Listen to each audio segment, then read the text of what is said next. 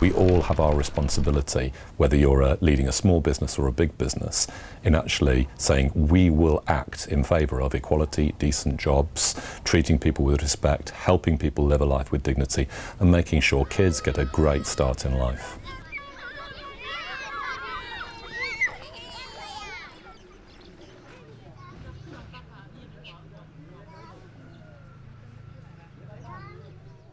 Sitio.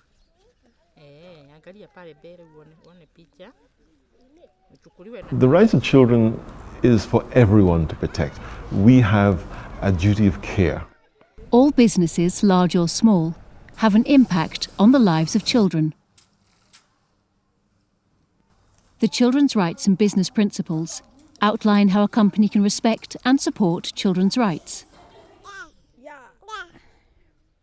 Let's think about how our business influences children and how we could change our business so that this influence and this impact is positive. Save the Children can bring the experience of working with children and the expertise of working with children.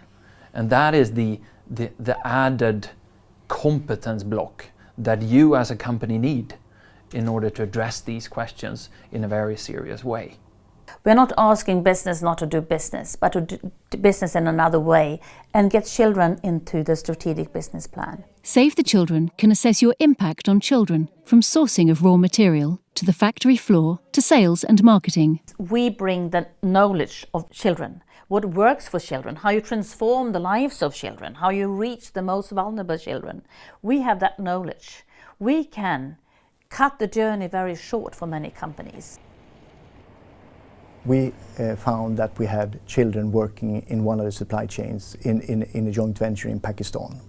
That was a terrible blow to the company. Not only customers, it was with suppliers, investors, but also very big problem with our own employees. Sture Enso started working with Save the Children, reviewing policies from a child rights perspective and training corporate management and hundreds of key managers globally. When we started this whole process, we thought it was about child labor. But children's rights is a lot more. And I don't see it as an extra cost. I see it as a cost of doing business. Save the Children Centre for Child Rights and Business helped Samsung Electronics develop a child labour prohibition policy in 2014. Non-discrimination and the right to survival. They now audit all companies they work with to prevent and tackle child labour. We truly believe in the child labour issues shall be eliminated, and we truly believe in that we shall respect and support children's rights.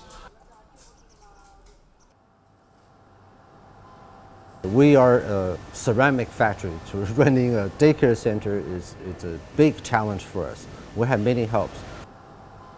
After a workshop with Save the Children, Concord Pottery opened a daycare centre to prevent their workers from being forced to live away from their children. 61 million children in China are separated from their parents. Helping families stay together has given Concord Pottery a competitive advantage. It increases our output capacity so much that over 3 years period of time, we feel it's worth it. In Kenya, Safaricom is one of the leading mobile operators, and they have worked with child rights issues for many years. Save the Children is now supporting them to implement the child rights and business principles in all business operations.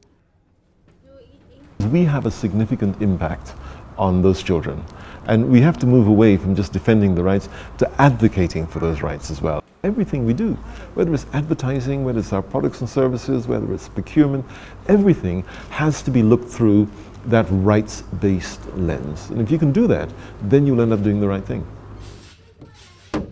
In our world, the human rights agenda was the working conditions in the factories.